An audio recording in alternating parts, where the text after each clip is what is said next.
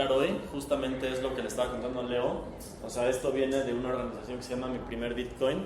Ellos son una organización en El Salvador y pues no sé si ustedes ya saben, pero allá es el primer país en el que se hizo legal tender, que es una moneda de curso legal. Lo que quiere significar eso es que así como tú ahorita tienes un restaurante, una tienda, lo que sea, el peso es legal tender, es moneda de curso legal y es ilegal que tú le niegues a alguien que te acepten el peso.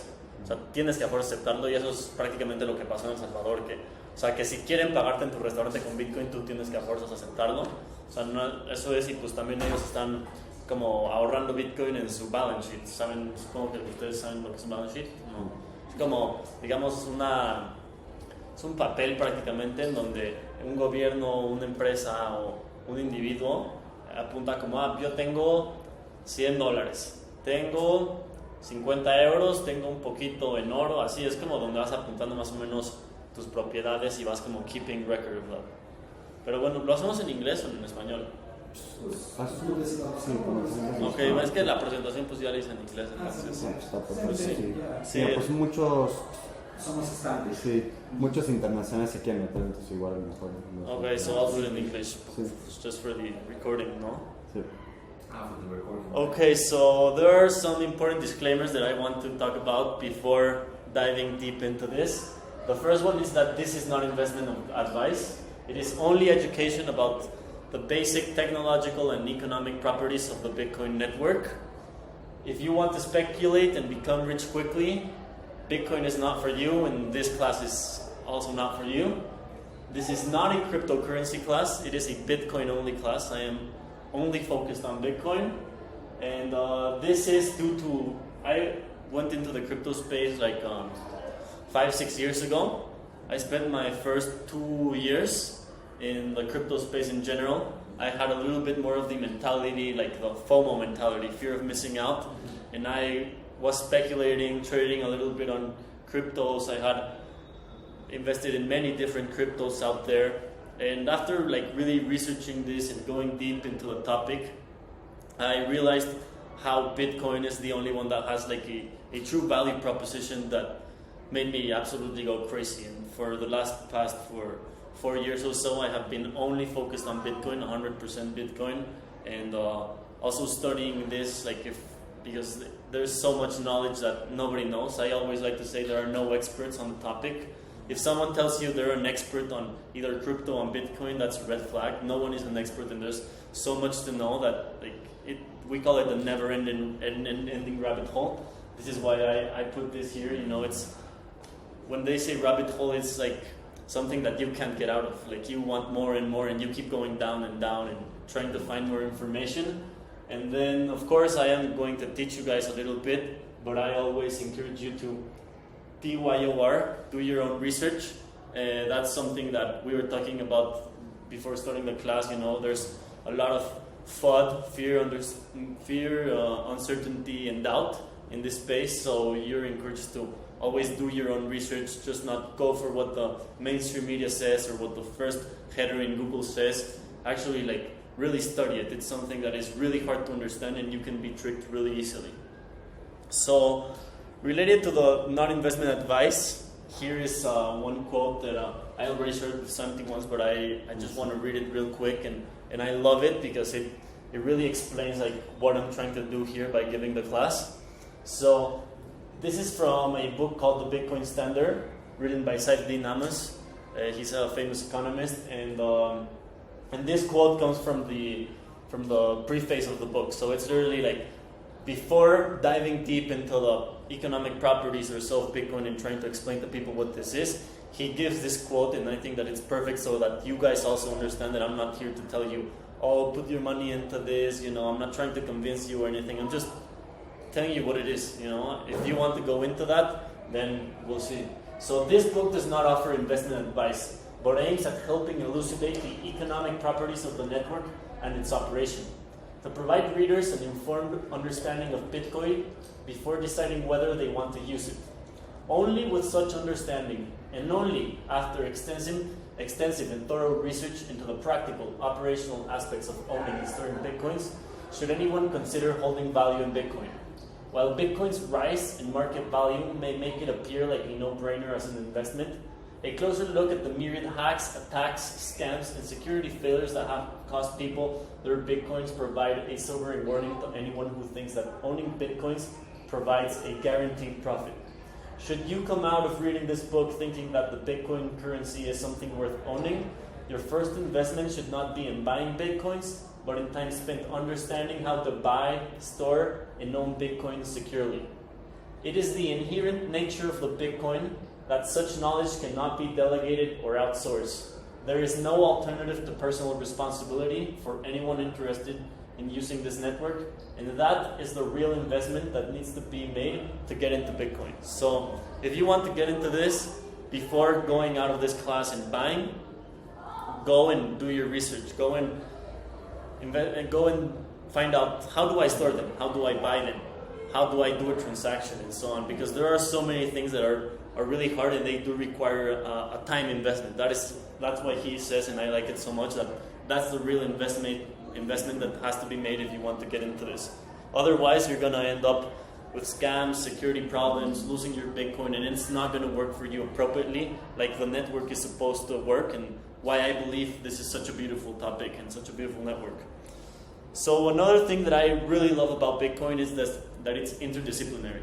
They like to talk about a digital currency, a revolution in economics or in finance, or maybe in technology, but literally this is a phenomenon that covers absolutely everything. If you do your own research about Bitcoin, you're going to end up researching about philosophy, about history, of course a little bit about computer science, economics, finance, mathematics, energy. Energy is probably the part that has amazed me the most, and I didn't know anything about energy before coming into Bitcoin, and it's one of the things that completely makes me crazy today. I'm crazy for energy, and I find it so interesting. And also human rights, that's an important topic, especially because Bitcoin was born out of the idea of privacy being a human right, because privacy is not that you want to hide certain stuff from someone. Privacy, it's actually that you are an individual that has their own choice to say what information you want to reveal to whom, and what information you don't want to reveal. And there's a lot of papers and so on before Bitcoin was ever published about the idea of making the cyberspace a place where privacy is respected. And that's such a huge topic, or such a huge problem in the world today, especially if you know about all the problems in social media or so. So now, starting into the course, I like to start off it like this. First, think that Bitcoin doesn't exist, okay? Let's place ourselves in a world where Bitcoin doesn't exist. And let's ask ourselves these questions. Maybe these are not the only questions, but these are like the primary questions that I like to start with. And these questions are going to lead you to the understanding of why this is important, or why we need a technology like this. So first of all, what is money? I know that that's something we don't really think about. If we go out of here and we just grab a random person and ask them, what is money? He's going to say, bills and coins, like that's what everyone thinks, off the top of your head when they ask you what money is. But money is actually something that requires a lot of thinking, of reflection, of philosophy, and money has a very, very long history. It didn't start just when the government started printing bills and coins. Actually, money comes from the time when humans practically were born. Humans cannot live without money, because otherwise, imagine how you would trade something in the world. It would be like, for example, let's say I'm a doctor, and let's say that you are a shoemaker, okay? So if I wanted to buy shoes, I would need you to need a surgery or just to check you on something. So it would be impossible for me to get other things. It would be so hard. I would have to go all around the world searching for a shoemaker that needs a surgery. So you need another thing that helps you do that. And that's what money is there for. Later on, we'll dive a little bit more into the properties of money, but other very important questions are, why does money exist? This is what I was talking about right now. How has money evolved through time? Because money, before this there was a moment in history where salt was money, shells were money, cows were money, chocolate. Gold was money, chocolate. There's many things that have been money. And there is not like a stage where money stops evolving. It's something that evolves continuously through history, and we can't stop that. So also, now that we're thinking about what is money, is there a difference between good money and bad money? Why were other monies displaced in history? That's the important question. Why isn't salt or shells money anymore? Well, because it wasn't good money. There were some specific properties that we'll dive into that made that, because in that sense we can see shells or salt as a technology that helped us trade value, trade our time, trade our whatever we did, and this technology simply was displaced because a better technology came in. So that's why it's important to think, what is good money, what is bad money, what are desirable characteristics of money, what makes a money good, how can money be corrupted? That's also a very important one, and one of the questions that actually fascinates me the most, and later on you'll see why. So this also is a very nice question that I like, was money created or was it born organically? Maybe you don't understand what born organically means, but born organically refers to any human creature or any creature with life. It's not that humans were not created, they were born organically. It was part of the process of nature. And that's the same thing with money. It's not that some smart guy one day said, oh, I have an idea, let's create money, for this. No, it's something that literally evolved, it came out of nature. It's something that we cannot live with. Sometimes they talk about money like, you cannot be obsessed with money, it's bad to think about money. But in this sense, it's important to think about money because it's something that we cannot live without. You cannot live one day of your life without money. You want to go eat, you need money, you want to move from here to school to your house, in some way or another, money is involved. Money is involved in thousands of times during your day, every day. So thinking about what is good money, what is bad money, and the evolution of money. So how can money be improved? And also, what are the consequences of using bad money? As you'll see later on, bad money brings bad incentives, brings bad behavior from people. And that's also something very interesting that I have discovered during the last year studying of this rabbit hole. So here we begin with the first question. Later on, if you guys are interested, whoever is interested in going into the 9-week course from Mi Primer Bitcoin, they have a diploma. It's one class per week, maybe between 60 and 90 minutes. And the first chapter of the book, it's because every week we do one chapter. So it's a book with 9 chapters, and the first chapter is literally called What is Money? Because this is where it all comes from. We cannot start this course without asking ourselves and knowing what money is. So if you literally Google it, this is what you're going to find first and foremost, is that money has 3 functions. First, it's that it's a store of value. When I say that it's a store of value, it means that you use money to save your energy from today and take it into the future. Because maybe today you worked a lot and you don't need to consume all of that today, and you want good money that is going to let you take that energy and time into the future. But if, for example, you would be saving in bad money, then you would not be able to take that into the future. And you mentioned the example of chocolate. That's why it's not a good money, because imagine what if your money that is chocolate melts in 1 year, or what if it gets rotten? Well, all of the time that you invested in working to get that money, you lost it because you had bad money. So you need a good money that allows you to value your time and take that across time for whenever you need it more, whenever you have an emergency and you need that money. The second famous function of money is a medium of exchange. That is practically what I was describing earlier before. We need it because imagine you're a shoemaker and I'm a doctor, and we need something that we both want in common, that allows us to change your shoes and me not needing to do surgery on you. Or you can use this at a restaurant, and And for example, I'm an economist. How would I eat? Imagine I go to a restaurant and I tell the guy, well, I can give you an economic class or teach you. That's not going to work. He doesn't want that. He just wants money, so that he can give me a food and I can consume the food and so on.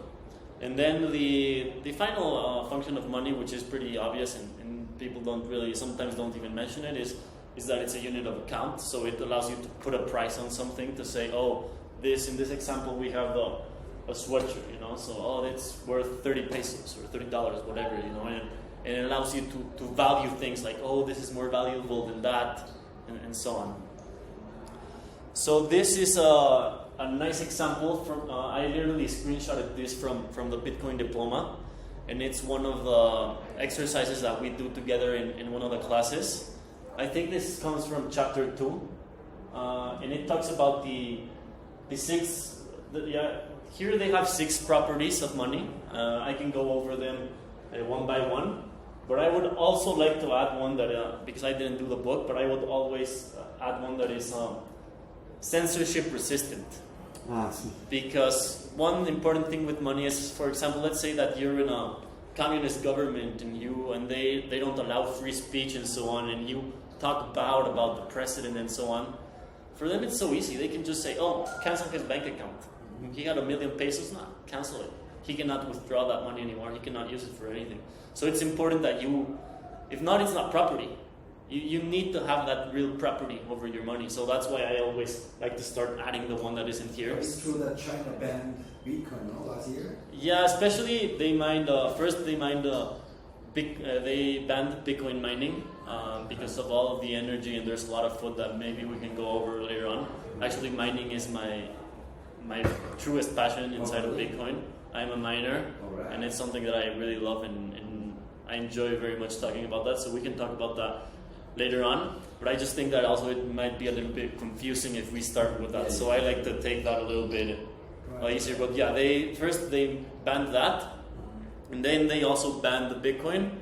But it's impossible to ban Bitcoin or Bitcoin mining. It has still happened because it's censorship resistant. So a government cannot come and say, I'm gonna take your Bitcoins away. So that's impossible to happen. Well, unless you have them on an exchange. And that's also one of the important topics that we will talk about later. And there's a class specifically dedicated to that. What's the difference between an exchange and a hardware wallet? When you actually have the property of your assets and no one can take them from you. So when uniform and fungible, it just means that they are all the same. There is no one unit that is worth more than the other unit. For example, here the shells are a really good example. They're maybe prettier shells than others. All the shells are not the same, so maybe someone is going to value this shell more than the other shell. Divisible, well, that's, for example, let's take apples with that one. Apples are not divisible because imagine that what I wanted to buy, that apples were the money, and I wanted to buy something that is worth half an apple. If I cut that apple in half, then it practically lost its function as money because it's going to get rotten. So it's not divisible. And a little bit happens the same with the dollar. Of course, you can divide it into pennies, and instead of having $1, have 100 pennies. But if you wanted to divide the penny more, it would be impossible. And with Bitcoin, that is possible. You can divide it as many times as you want, and it can be as small as you want or as big as you want. Portable. Here, the best one to talk about portability would be gold. Because imagine that you wanted to buy, something that is worth $5 million. And you're buying it from someone that is in the other side of the world. Maybe they are in Australia. So now, how are you going to pay them? You need a big ship, put all that gold in there, take it, and many times what happened, and this is what pirates did, is that when people were using gold as a medium of exchange, they got robbed in the middle of the ocean. So it also so that's why gold has some problems. Whereas the US dollar doesn't have that problem because you can exchange it immediately almost, and the same with Bitcoin. You can just pay someone in Australia right now, and it would be pretty easy. But the dollar has a specific problem when it comes to scarcity. Do you guys know what scarcity is? There's very little things. Yeah, scarcity is, and if you already took the economics class, it's maybe one of the first things you talk about, and it's about something that is not infinite practically. And that is why the dollar has this problem, because there is people who are just printing more dollars all the time. And there is no limit as to how many dollars there's ever going to be. And Bitcoin solves this because there's only ever going to be 21 million Bitcoin, no more. It cannot be changed. And then durability. So all of the four examples, Apple shells, and gold, check for the gold in that one, and the US dollar, they are not as durable. Because specifically, later on I have a graph where I will show you the purchasing power of the dollar, and you can see how much, for example, if you stored 100 years ago $1,000, today you would almost be able to buy nothing with those $1,000. It's not durable. It's what we were talking before. You're not able to take that energy across time. And the same with apples. Apples brought after, I don't know how much, maybe some days, some weeks, but they are not forever. So it's not a paper can caught fire. Exactly, that's also a problem with paper. Water. Exactly. And then acceptable, it just means that people can take it. For example, that's some of the problems with gold. Imagine that you went to the Beto y Gloria out here, and you're like, well, I don't have pesos, but I can pay you with gold. She's gonna be like, what? I can take that, like. So yeah, and well, if you guys end up taking the class, this is an exercise that we will do all together, and you just put like a check or a cross, and it's a fun exercise to do.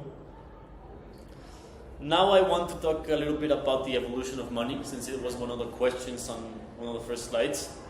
And here you can see what we were already talking a little bit about before. First, we passed through commodity money. Shells, salt, cows, corn, whatever. Then we went on to metallic money, gold, silver, copper. Then paper money. And today we are in the era of digital money. We have already lived a little bit in the era of digital money with credit cards, bank transactions, and so on, but you're gonna see why this is the Bitcoin and all the crypto and stuff is completely different to that digital era. This is a new paradigm. It's a new way to think, a new way to see the world. It's almost impossible to say they are the same in some sense. It's completely different. And one part that I really wanted to specify, this is not part of the curriculum in Mi Primer Bitcoin, but I really like talking about this. I think that no one here knows what the free banking era is. Maybe Leo, do you know? No. Well, the free banking era, I think that it's such an interesting a topic, because today in the Mexican Constitution, in the United States Constitution, you would go to jail if you would say, for example, me, Santiago, I say, I'm gonna make my Santiago pesos, Santiago bills, Santiago monedas. I would go to jail for that. That's illegal. The only person that has the monopoly to create money in Mexico and the United States and almost in all the countries in the world today is the government, and specifically their central bank.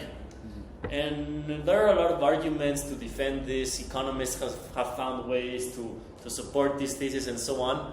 But there are also some very, very famous economists, brilliant economists from all around the world, specifically some in the United States, that they have spent all their lives studying the free banking era. And they argue that the free banking era was the time when the financial system was the safest and the most prosperous, because it's an era in time where competition was allowed. There wasn't a monopoly. And so, for example, I want to show you these bills. I put these bills and I chose them specifically because what I want to talk to you, and I haven't explained yet what the free banking era is. And what it is that every bank had the possibility to create their own coins and their own bills. And if a bank would fail, they would fail because they did their business bad. They don't know how the banking business works.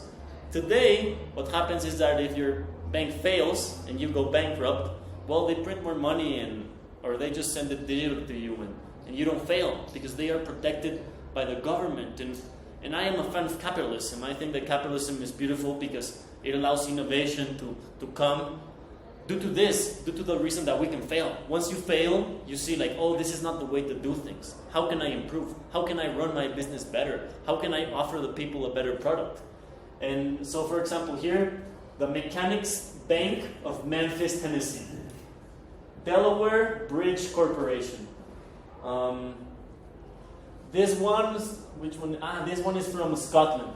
Here it says Glasgow Union Banking Company. Actually, the most prosperous free banks were in Scotland.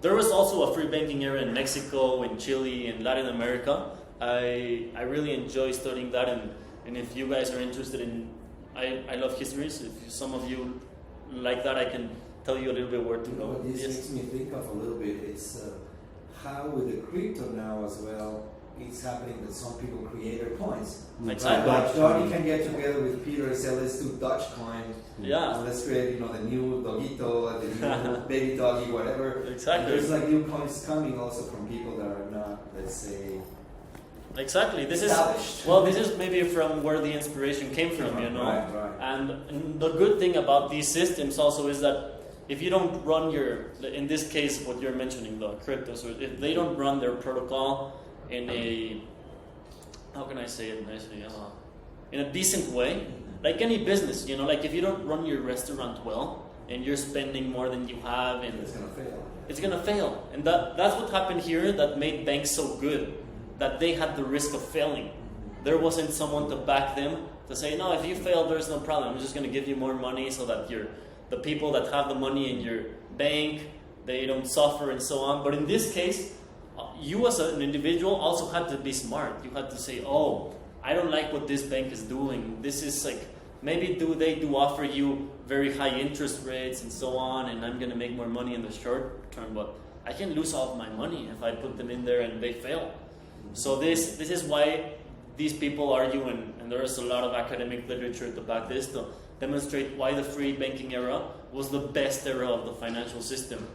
However, the governments ended this in all of the world. It happened in the US, it happened here in Mexico, and just the government came and said, I want complete control over this, because they figured out that there was something that you could gain by having control. By controlling the people, by controlling the money, you control the people literally. And how this ran before is, I erased some graphs here, because I guess that you guys had economics class here before, where there was a simple demand and supply curve, and that's how it worked before. It was literally an equilibrium of seeing how much demand there is, how much supply, what's the perfect point, and finding that perfect point. Today, it doesn't work like that anymore, unfortunately. No. So that's why I really wanted to talk about the free banking era. It's something that people don't really mention, but I think that it's just fabulous. It's fascinating. With crypto, the monopoly is spread among everybody equally, like everybody can make. Well, there is no monopoly anymore. It's competition. You compete to provide the best service, to provide the best coin, to provide the best money.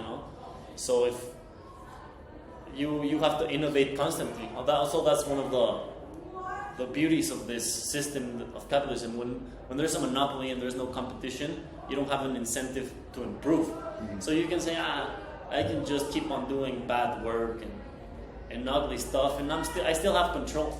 But when you have other people next to you competing, you have to be better every day. You have to get up, wake up, and see, how can I improve this?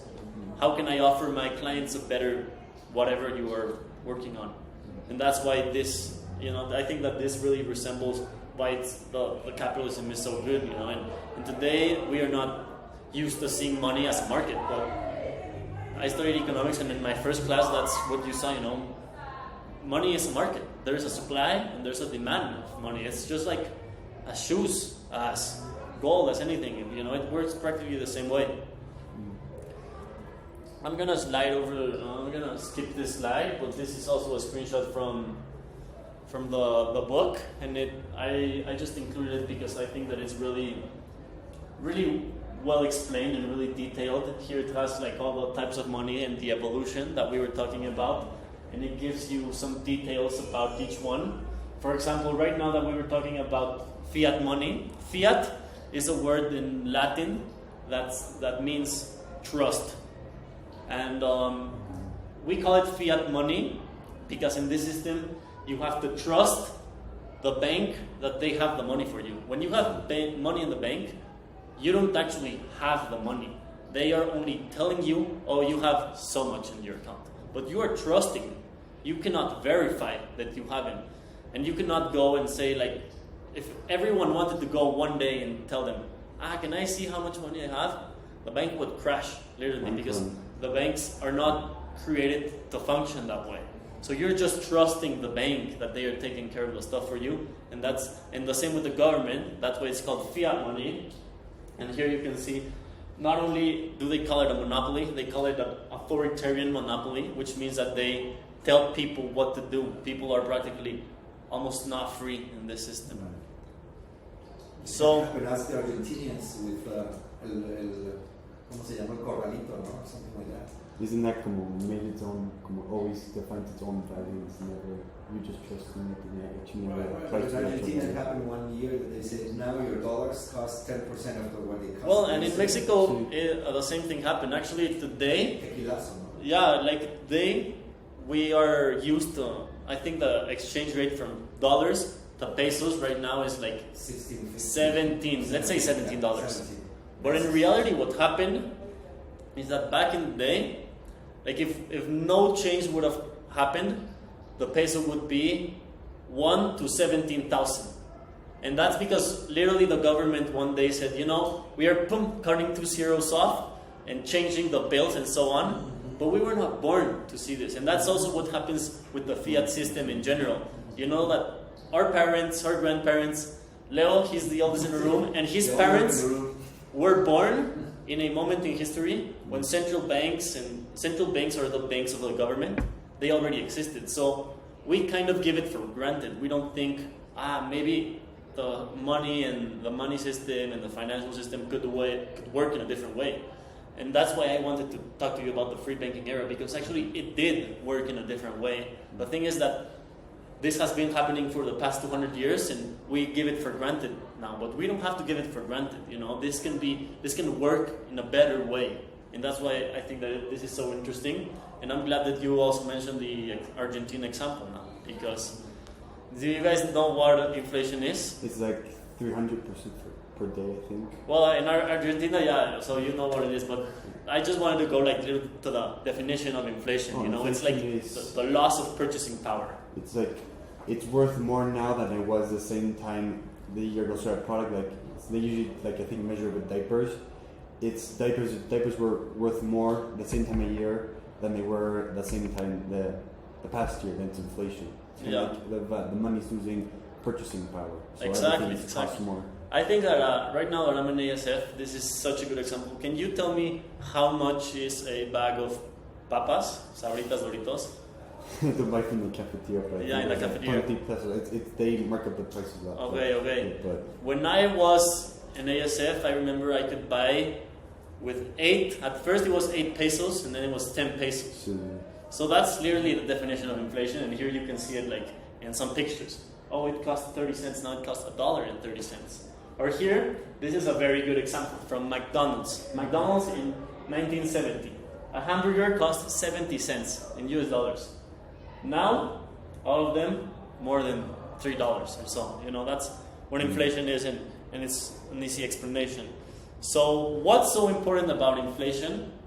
And first I want to introduce 2 concepts that are concepts literally from economics, but once that I explain them to you, you will understand this slide better, and you will see that it's very easy to understand. There is attitudes that are called low time preference. When you have a low time preference, that simply means that you value the future more than today. In other words, let's say that you are more aware of you have long-term goals, and you decide to save more today in order to spend in the future. I don't know how I read it here. Let's see what's the definition. Yeah, you're willing to delay gratification and forego current consumption in order to receive a greater reward in the future. These people with low time preferences, they are more patient and focused on long-term goals. I think that, you know, if everyone that was raised decently, you know, that's what they tell you, like, since you're a kid. Oh, you have to study today so that in the future you can live better. Oh, you have to save.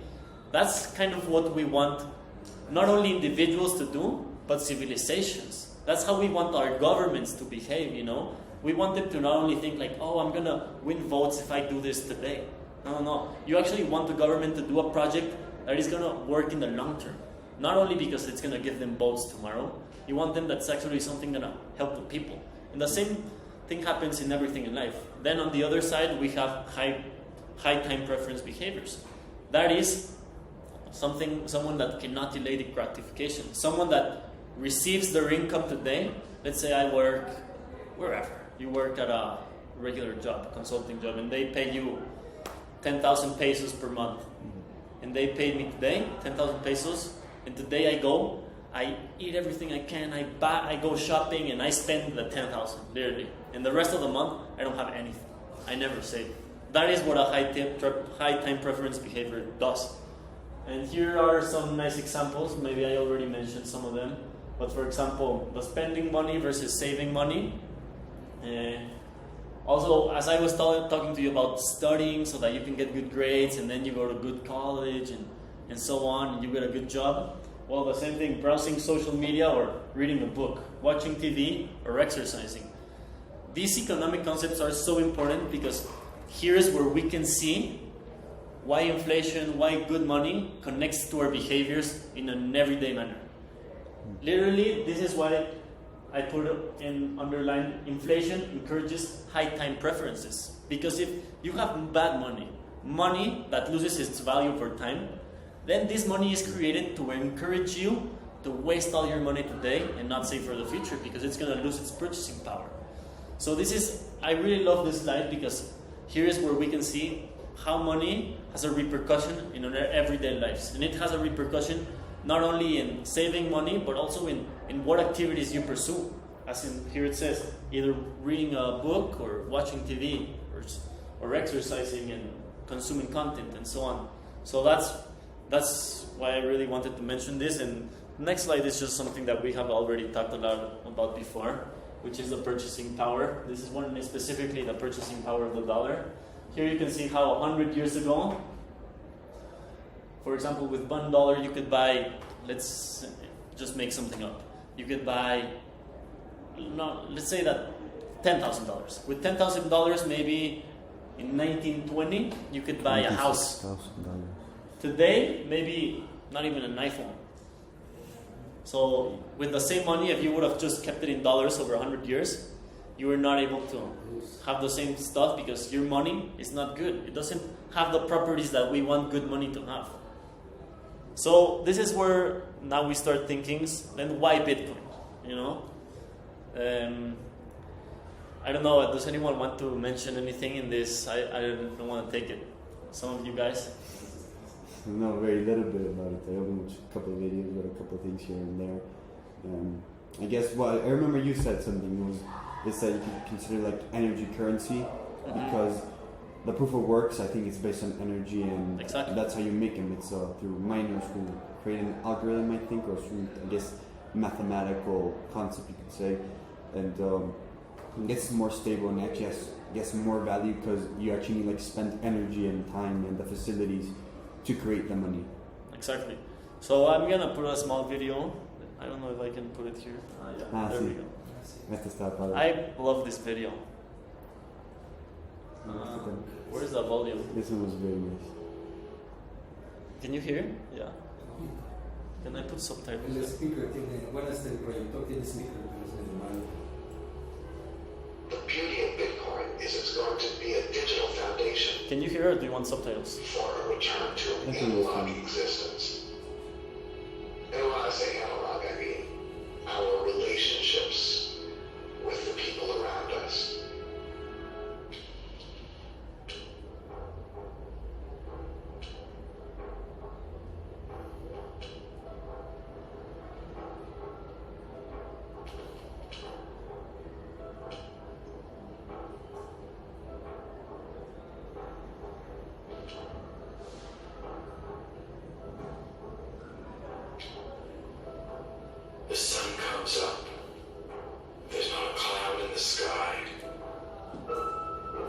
birds chirp,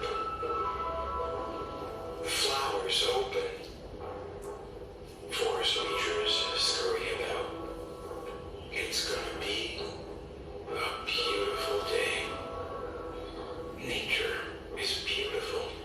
The beautiful sun shines its beautiful energy, this warm, beautiful light on the beautiful earth.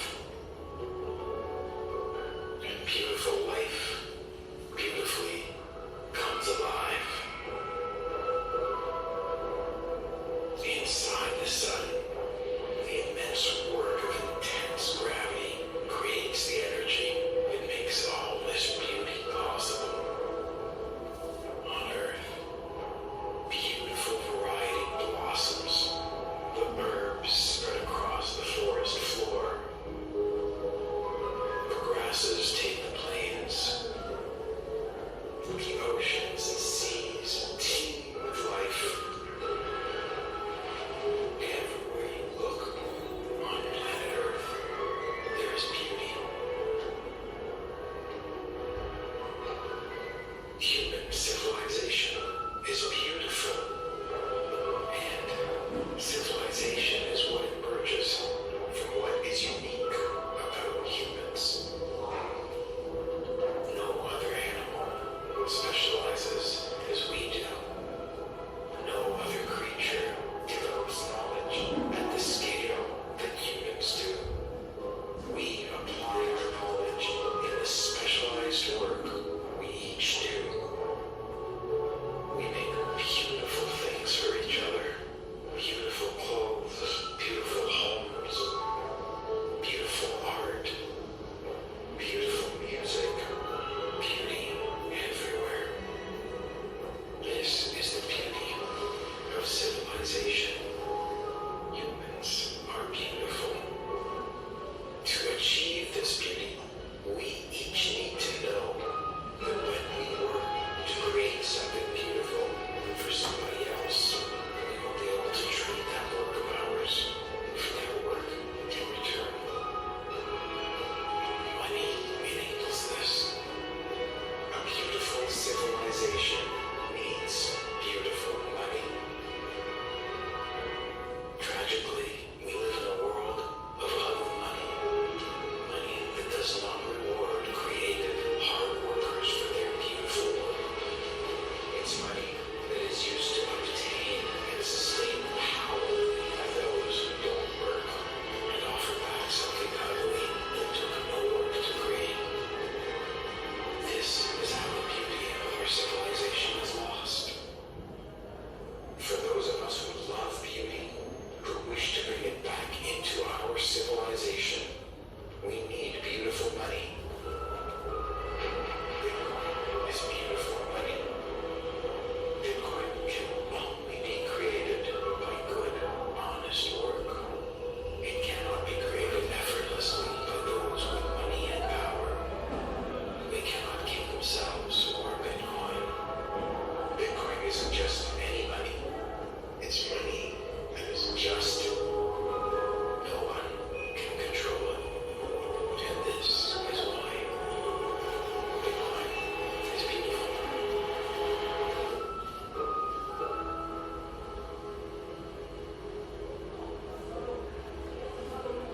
So yeah, my favorite part of the video is the one that mentions what you were saying, Santi, about how this cannot be created without good and honest work, because there's, in later classes we will get into this, but Bitcoin requires a proof of work process that, as you mentioned correctly, requires a lot of electricity to go into it, so it requires good and honest work, and it can, as they say in the video, it cannot be created by those in power who only use their power to sustain more power with their ugly money, and they can create that bad money and that ugly money without good and honest work. They can do it because they are in power, and then they can have control over other people. I don't know if anyone liked something or wants to mention something about the video. It was very good. I really liked it. I'm glad. Yeah, I love that video. It's so cool because this is always what I like the most about Bitcoin, how it has allowed me to rediscover this part about, for example, when it says a beautiful civilization requires beautiful money, and that's something that I had never thought about in my life.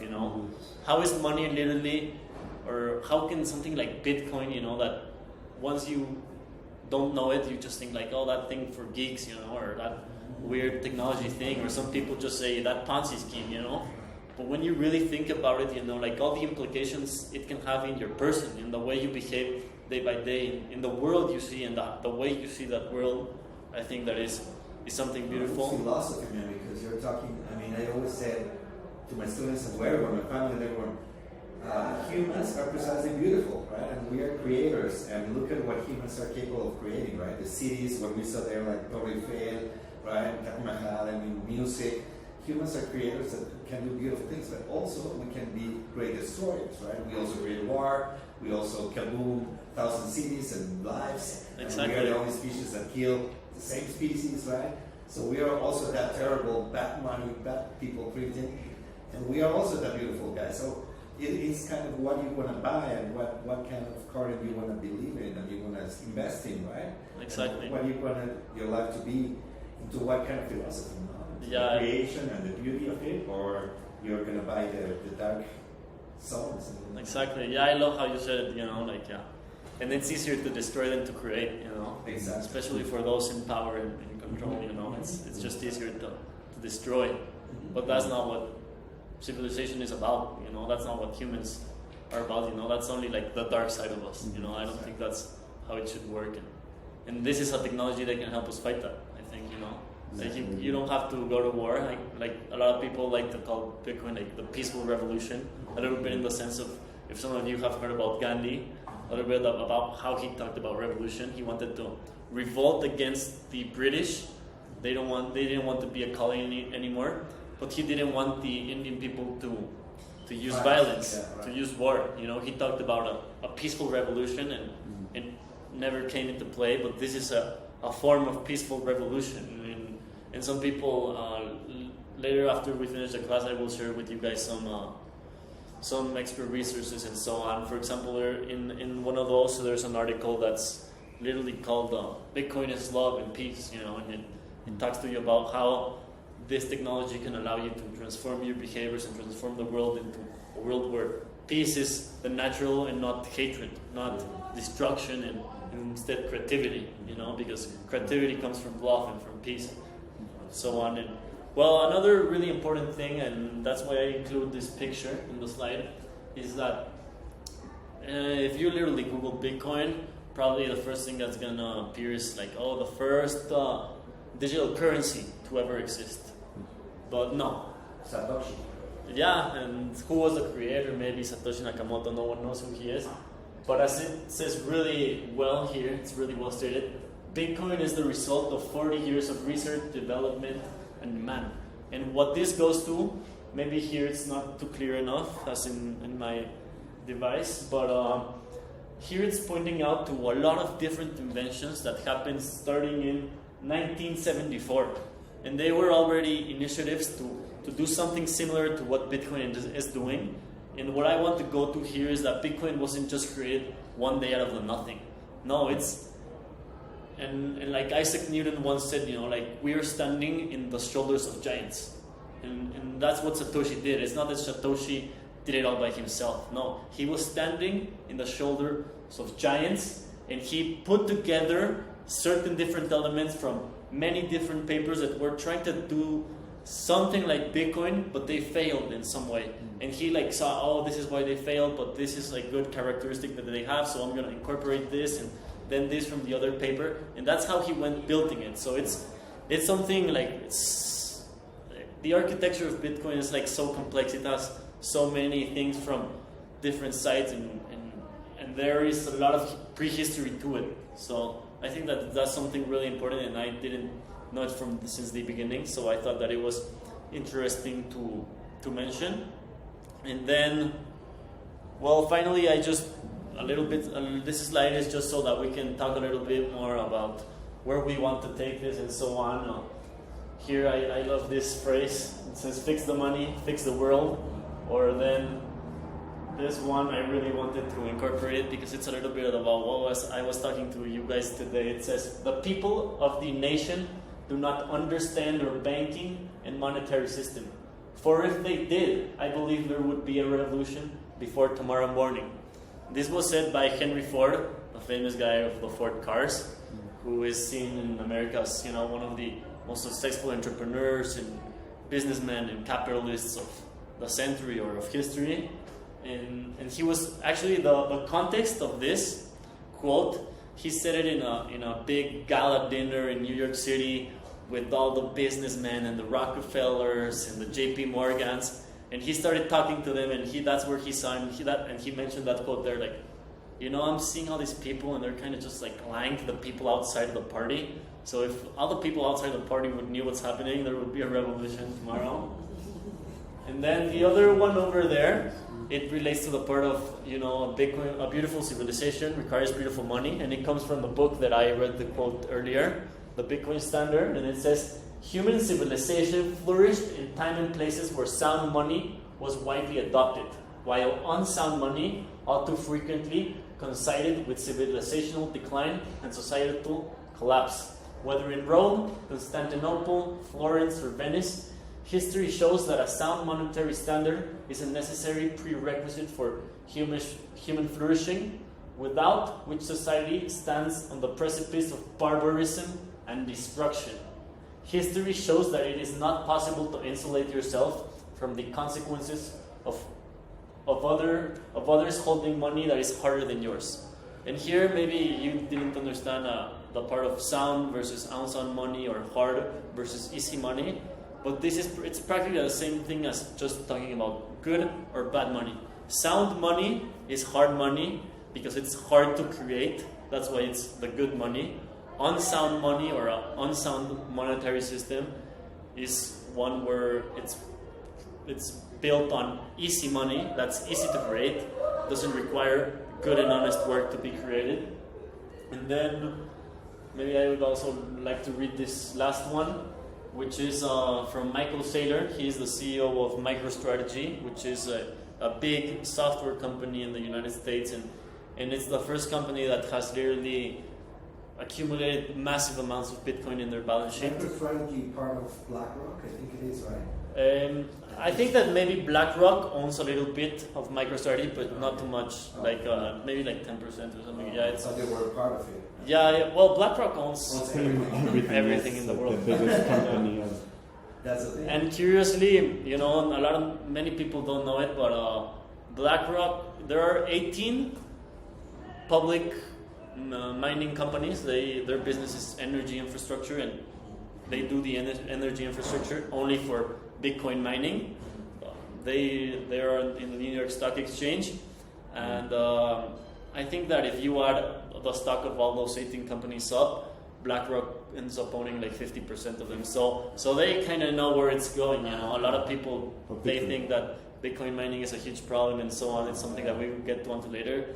But these guys know where it's going to because it's correlated with energy. So you know that's why you can't lie about it. You know, it's also impossible to break that. What I found super cool about the energy is what Bukele is doing with the volcanoes. Oh yeah, that's awesome. If That's we're awesome. gonna get to have Bitcoin mined by a volcano, you know, the energy is gonna come from the volcano. Yeah, and that's a problem that happens in many different. In the world, there's something that we call stranded energy. Stranded energy means untapped energy or energy that is practically wasted in the world. So this, what Leo is mentioning from the energy from the volcano, it's stranded energy because before there wasn't an incentive for the people in El Salvador to use this energy from the volcano because they would have to put a lot of transmission lines, take the electricity to the city, and it's something that would cost a huge investment, and the people were just not willing to make that investment because they said, no, it's not going to pay off. But when Bitcoin mining comes into play, you can take, they say, the market to the molecule. You can take literally the energy consumption to the site. You don't have to build all the transmission lines and so on. You can generate electricity and put it there, and it's kind of some people call it a substitute or a complement for like lithium-ion batteries. You know, instead of like storing the battery, well, you are storing it in time through Bitcoin.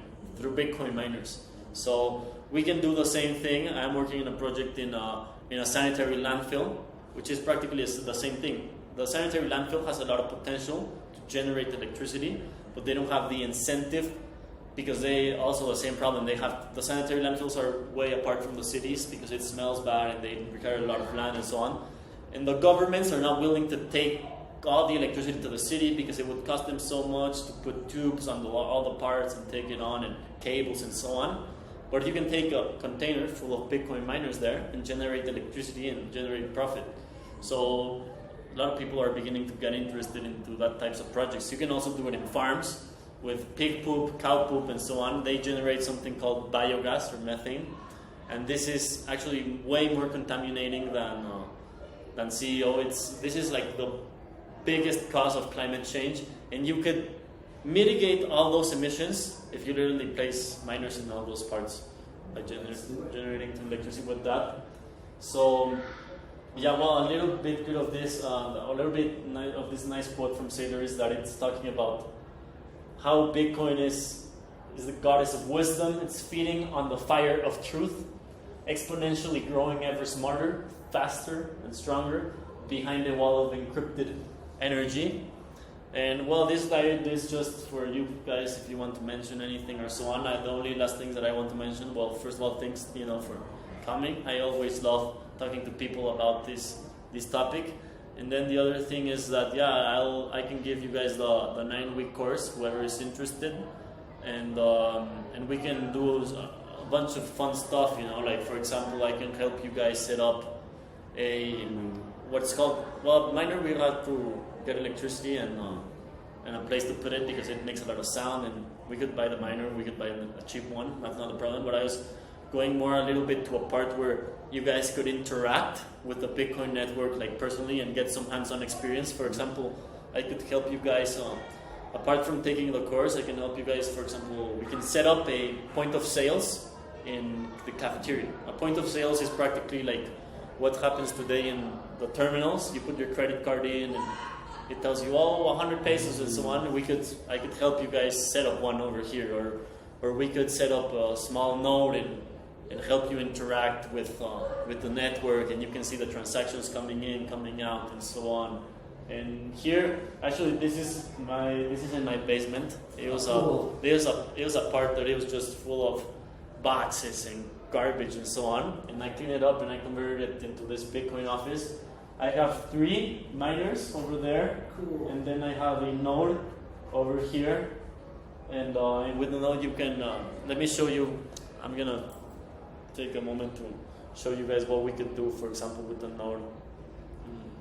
Was that the thing that you sent me the article that was that these kittens like a bazaar were selling like giving like yeah, that's what I told you, that we could do it here in ASF. I sent him an article about the article is called Denver middle schoolers create their own Bitcoin businesses and so on. It's like what happens here in ASF with the Econ Fair, but all of them were doing like little small businesses using electronic transactions with Bitcoin and so on. And also the beautiful part of that is that you get the young people to learn about this, that are the people that are going to become the industry leaders, that are going to shape where this is going. Because as I was talking about the evolution of money, Bitcoin is not just one and done, Right. We, as the people that participating in it, we have to shape it, we have to mold it, and we have to make it what we want it to be, working every day and so on. I'll talk to the economy teachers and Mr. Cox and whoever is there in Cavagnolo and tell him, man, you got to be bored of this, because if you're kind of against it. Mr. Cavagnolo actually emailed me and said he wanted to drop by, but I guess he had. No, he's interested because he has Bitcoin. Really? Yeah. Don't tell him I tell you, but he told me about some.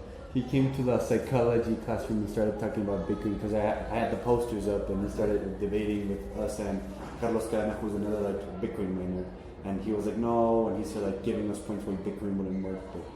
So I guess he's just hiding it. Yeah, he knows about it, but he's a little bit on the fear side, still on the conservative side, with things like, this is kind of gambling and a little bit of you can lose everything. Yeah. Which in a part it's true, right? Because it's all this balance act, right? Of how como te fue en la feria, no? Some people are lucky and they buy in the right time, but also, the point to like counterattack that is that, like I really don't see it that way. That's why in the disclaimer part I told you that you should only get into this if you're looking into going into this long term. We are still very early, although this began in 2009. I promise you that if, like, I know the people, and for example, last month I went to a conference in Austin. Next month I'm going to a conference in LA. I'm meeting the Bitcoiners from all around the world, and I know all the people involved in the space here in Mexico. And when we get together, it's like we feel, and we always say that, like we are in the very early days of the internet, and everyone just thinks like, oh, these weird guys, they're like 5 guys in a room just maybe having a beer and discussing about Bitcoin and all this crazy stuff, and all the people out there are like, they don't know what's happening on, but this is completely going to take it. This is inevitable. I totally believe that as well. So, but there's one question I want to throw out there in the very first class, because this is one thing that nobody can really explain to me yet, and it is my doubt about the scarcity of Bitcoin, right? Yeah. 21 million, right? It started, you said 2009 or 2012? 2009. Okay. So from 2009 till today, there's been how many Bitcoins mined? 20 million? Right now, currently as we are speaking, there are like 19.4 millions in existence. Exactly. So my question goes in that direction. They say we're going to mine the 21 million until 2080. No, the year that it's going to end is 2140. 140. There you go. Yeah. That's a question. It's because let me show you a graph about why this happens. Oh, look at the man. He knows a little bit about. Well, see, Santi, that's the problem. Yeah. On Actually, 13 years, we already mined 90% of it, right? Let me. Why not 10%? I think this is a beautiful part. Since I'm a miner, like for me, this is my very passion. Right. So what happens with mining and with the mining process is that Bitcoin lives in epochs. We call them epochs, and right now we're in epoch 4. Each epoch lasts 4 years. The first epoch was from 2000. Well, it originally started in 2010. It went 2008 to 2012, 2012 to 2016, 2016 to 20, and right now the next epoch is going to end in 24. How it ends, the epoch, is that in the first epoch, and that's also what I wanted to show you with the Bitcoin visualizer, but we'll go back to that, is that every 10 minutes, this is a blockchain. You guys, I'm sure that you've already heard of the word blockchain. So every 10 minutes, a new block is issued. A block is simply a ledger or an accounting book that contains information about the transactions made in those 10 minutes, what wallet they came from, what wallet they went to, what was the amount of Bitcoins transacted, and so on. So it just contains information. In every 10 minutes, a new block is mined. The miners are the ones who get that block, and in 2010, first epoch, there is something called the block reward. What that means, the block reward is the amount of Bitcoin put into circulation to the miners during those 10 minutes for mining the block. And back then, the block reward was 50 Bitcoins every 10 minutes. But then every 4 years, the network is programmed for something called the halving. The halving means that the block reward gets cut to the middle. So in 2012, we went to 25 Bitcoins. Then in 2016, we went to 12. And right now we are in 6.25 Bitcoins. And in 2024, we're going to go to 3.125 Bitcoins. And actually, one very interesting thing, I'll come back to that part. But since you guys were mentioning about, you have to understand what time you come into Bitcoin and so on. As I said before, I'm only giving a presentation on the education about this part. But if you're interested in investing in this, actually, I did an exam about this. So I divided the Bitcoin price by epoch, and there is a very clear pattern that happens in each epoch. Right now, I'll go through the epochs, and you'll see like how there's a very similar pattern. But this is from 2010 to 2012. Look at it, and then look at it from 2012 to 2016. It's practically the same, and then practically the same thing happens. So the same thing, you can expect the same thing to begin to happen in 2024. Like this is a recurring pattern. It has to do a lot with the halving. So your question was, why are we in 19.14 million right now, and how are we gonna get to 21 million in the year 2140? Well, here you can see it, in this picture, because we are here, and we're like this. The blue line is the total Bitcoin in circulation. We're like, this is 21 million. Right now we're like here, almost there. But what happens is that then we're gonna go for the next 4 years 3.125, and we're gonna be like in 1 point something, and it's gonna be always like a little smaller part. And then a follow-up question to this that people always do is, well, what incentive are the miners going to have now if the block reward is so small when they were getting 50 Bitcoins? Well, the miners do not only get the block reward, they also earn the transaction fees from that time. And transaction fees have been growing all the time since there is more people getting involved in the network. And even when there will be 0 Bitcoins as the block reward, and we will all be dead by then, but by that moment the transaction fees will just be so big. The transaction fees are already big because there's been so much movement going on and so much growth in the network and the people participating in it. And so then, just to finish, I think that it would be nice to this part is a little bit of I can show it to you guys here in the internet, but this is a little bit of what we can do if we interacted with a real in real time. We could do maybe like this, but better. Here what we're seeing is, here it's explaining, a new block is created every 10 minutes. And right now I'm going to take you guys a little bit through the blockchain so that you understand. I think that this visual is very good to really understand what a blockchain is and how it works. And I'm going to take you from the current block right now so that we can see what happened in the past 10 minutes, the transactions that were made and so on. But I'm also going to take you back to 2009 so that you can see when Satoshi was active, and there was only one transaction, for example. So look, let's start exploring. Can you guys see well? So look, this is the block from the past 10 minutes. So, for example, here you can see like big blue dots and then other small ones. I'm going to click on one of the big ones. On that one, we go over here and it tells you that was 4,900 Bitcoins.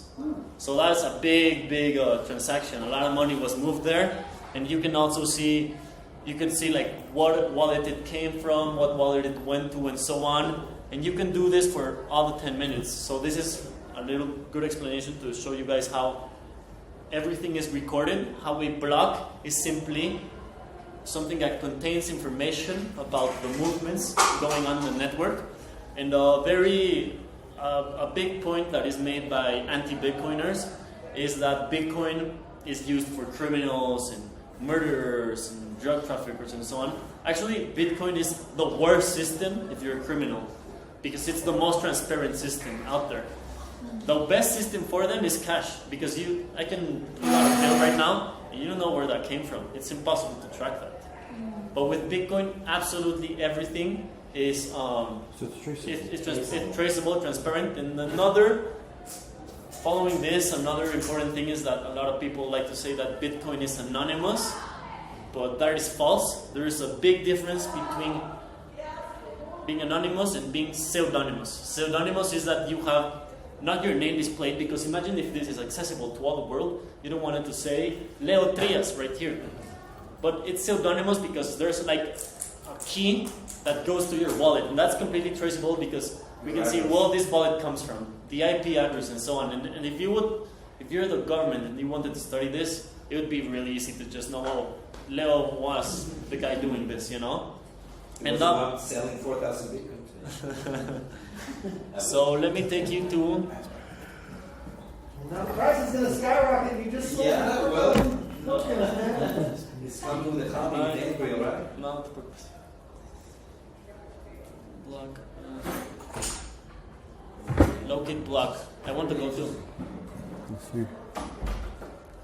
Hey, It was my student now. He's an economist.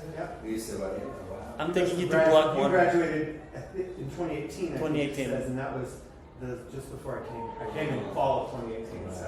Awesome. What class did you give? I teach computer science. Ah, wow, really interesting. I wish I knew a little bit more about that. I see why you're interested. Yeah.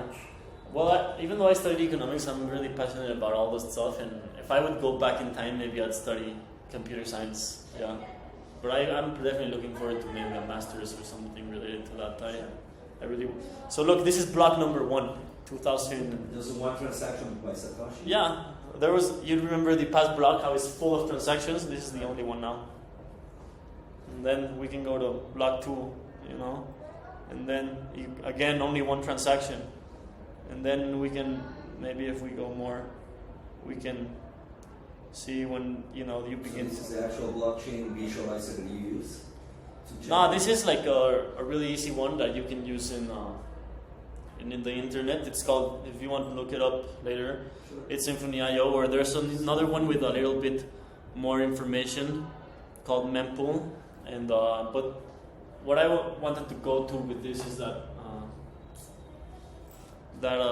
if we set up a node or something here or set up a point of service here in ASF, so that the kids can have hands-on experience, it's a little bit of the stuff that we can do and actually get the people to learn about this hands-on, it's... You mentioned something that I believe is super important. He said for the econ fair, in other schools they're already doing digital money transactions for the econ fair.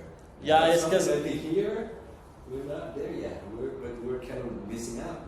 For what fair? Well, for example, it's because I sent all of this came out because I sent him a link of an article called like Denver middle schoolers creating businesses with Bitcoin, and it's like a little econ fair, like really similar to what happens here in ASF. But like they had like this teacher that was a Bitcoiner, so he got them to he showed them how to set up their wallets, and he got all of these middle schoolers, like just doing QR codes, like, oh, buy my fruit and so on. It was really cool.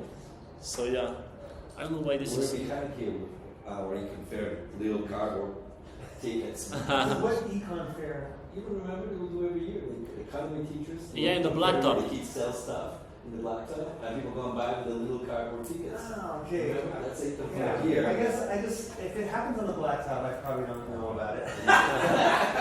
I think that the Wi-Fi at ASF is not letting us go into this. No te preocupes. It's probably blocked. They I think block it's a lot of blocked. stuff. They block everything. I sent him a message this morning. I was like, "Hey, where's the Bitcoin workshop happening? Because I want to pop in if I can after my other responsibilities."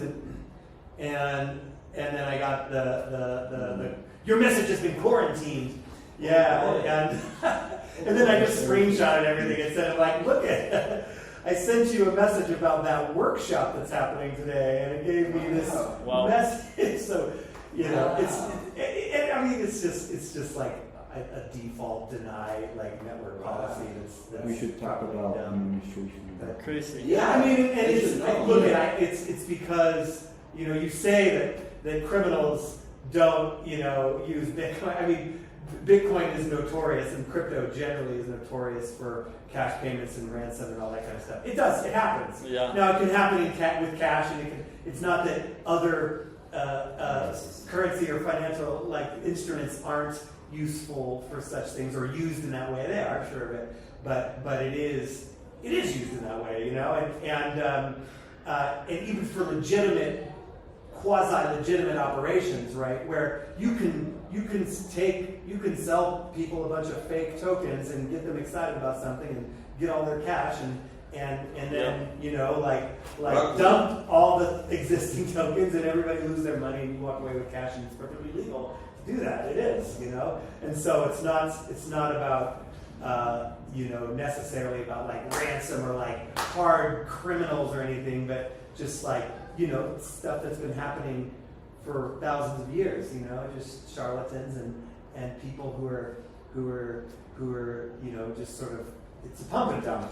Here it just repeats itself, this is it's just the next way that people are doing this, but and so it's not that fundamentally there's something about this tech that is enabling bad behavior. The bad behavior's been there all along, but it's not. It's also not devoid of it either, And I hear what you're saying about the you caught a name for it. I didn't know this word. It's not anonymity. Pseudonymity. Pseudonymity. Yeah, 'cause PSEUD. Okay. Pseudonymous. Yeah. Yeah, it's different because it's like Pseudonymous. pseudonymous. Pseudo-anonymous? Right? Yeah, like fake anonymity. Yeah. Yeah.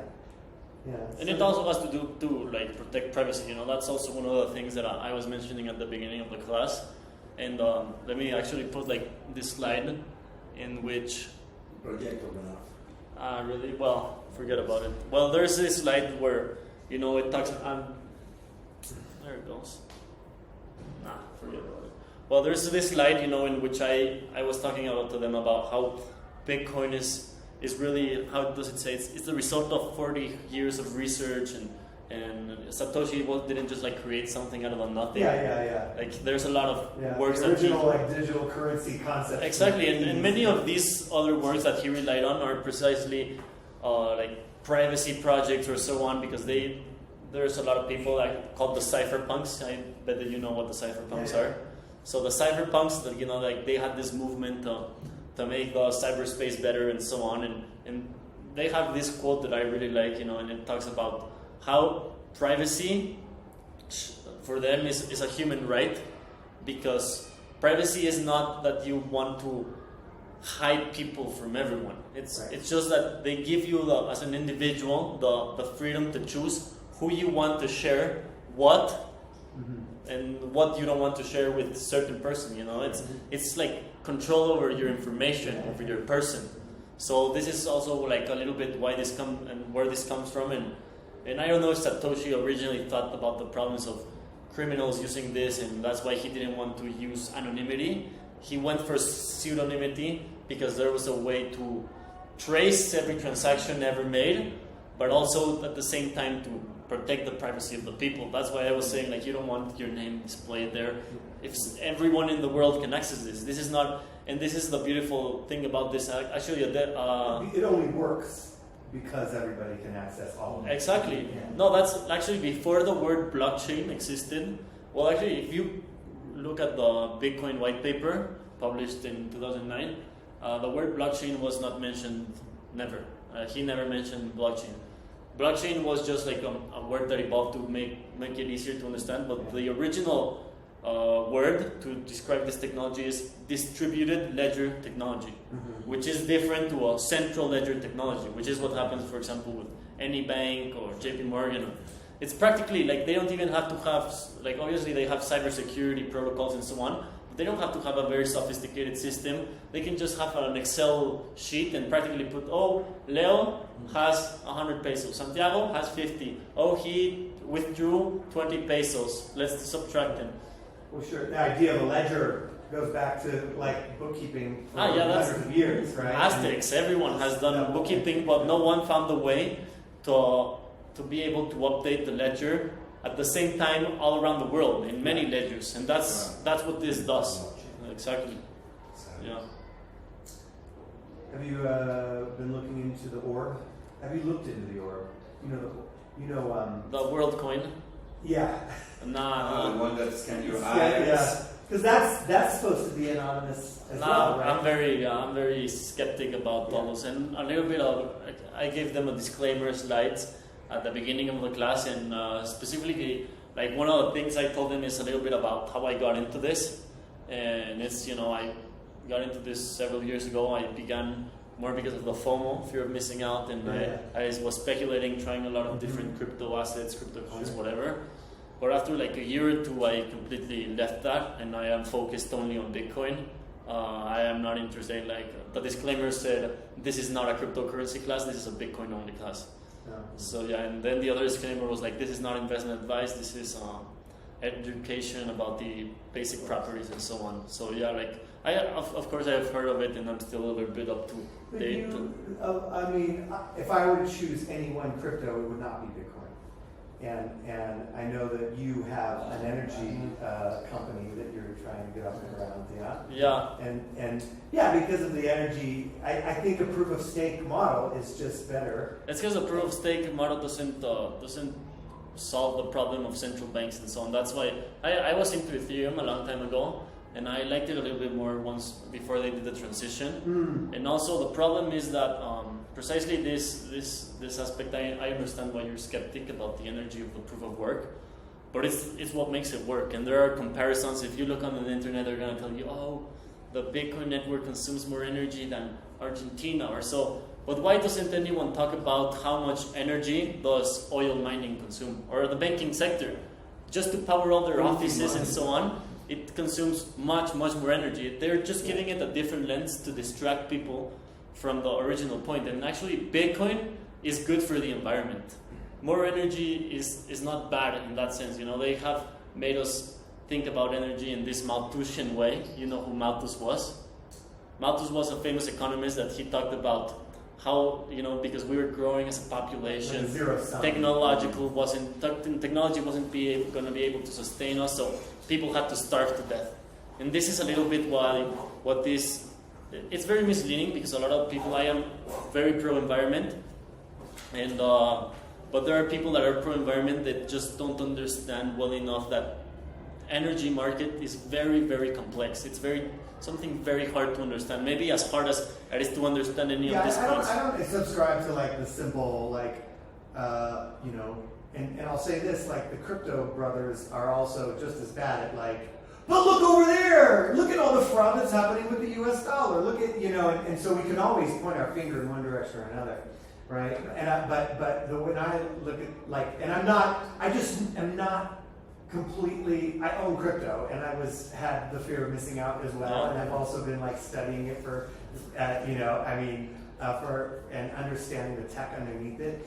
But I'm not so sure. In many ways, it's a solution looking for a problem to me. I feel like, you know, we have central banking, and we have like fiat currencies that are controlled by nations, and that system is imperfect. And so what are we going to trade these imperfections for those? Are we going to like adopt one new technology because and just shift our concerns away from sort of these, you know, these issues of central control and these issues of printing money, you know, and you know, volatility in markets that's driven by bad actors in the political system, versus, you know, the problems that emerge when we have a distributed ledger and we don't have those types of controls, you know. So I think that, and we could debate, you know, like which system, and it's like, you know, you know, the whole there are blockchain solutions, I think, that solve problems beyond you know, like currencies necessarily.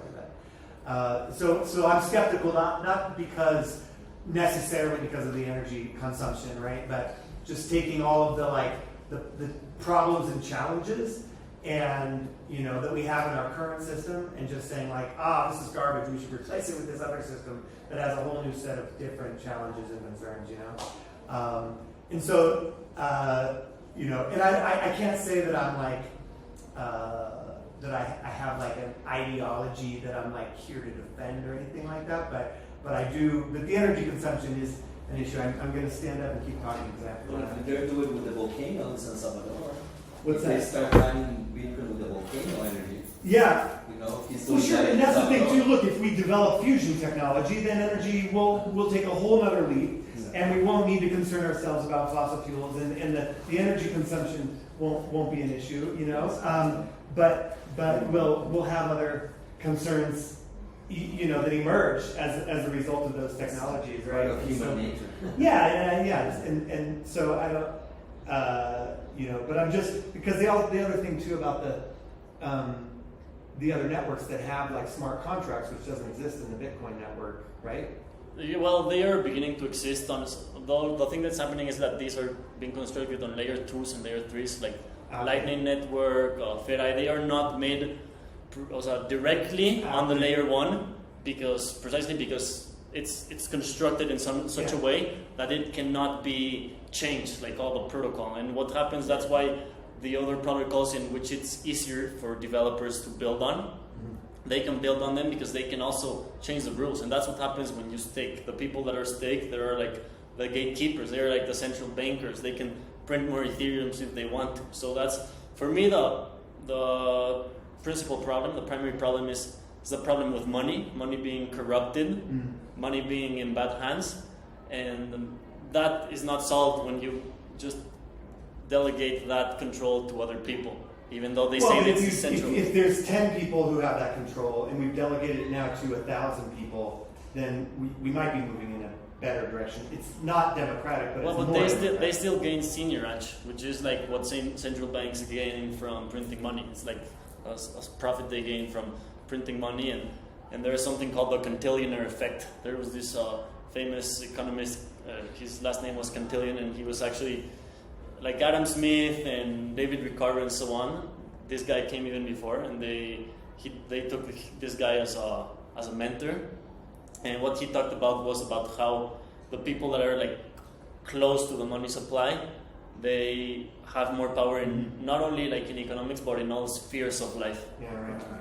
Yeah, in the capitalist system that we subscribe to, right? And so I think that a lot of these innovations and these conversations, if we're still having those conversations in the framework of like a free market, profit-driven system, then baked into that is, like the maximization of profits and the effort to earn money. Sure, because you need goods and services in order to live your life, but also, it feeds our greed at the end of the day, So I think also that I was looking at your project, right, capturing, unused hydrocarbons, whether it's through agriculture or through mining operations or whatever in existence, Exactly. and trying to use those residual. Especially it's sanitary landfills. Or landfills too, yeah. And so the first questions that I have around that are just about the numbers with how much energy could you possibly extract from these systems, and then what could how much Bitcoin could you mine with that, right? I was also curious, but I have a friend who works for an organization that does use, they go into rural farms here in Latin America and also in India, and they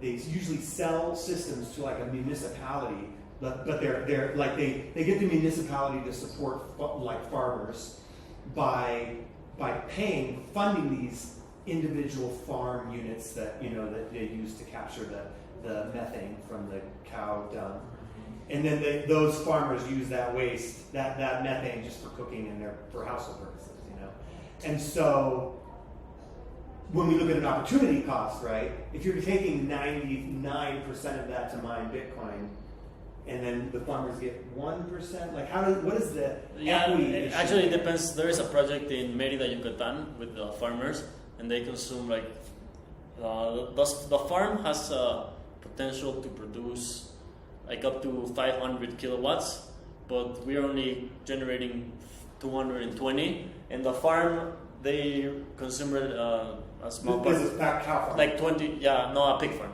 A pig farm, okay. And they consume 20 kilowatts, so there is 200 left. And in many cases, what happens in all of these projects, only in the farms you work with the farm owner. But for example, in the sanitary landfills, all sanitary landfills are operated by the municipalities, so you do work with the municipalities. And there are some cases in which there is no problem if you turn off your miners. In fact, it's better because for you to turn off your miners in certain moments in which the municipality, when they have power outages, they offer you okay, I'm going to buy all of the energy that you're generating because you invested in the generator and so on. Uh-huh. So I'll buy it from you. Turn your machines off, and they use the power for either. But normally it's for roads, for lighting up the roads, but it can also be for small local communities.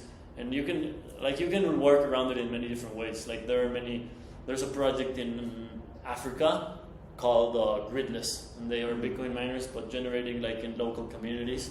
And that's precisely what they do. I think they sell 50% to the local community, and then they mine with 50%.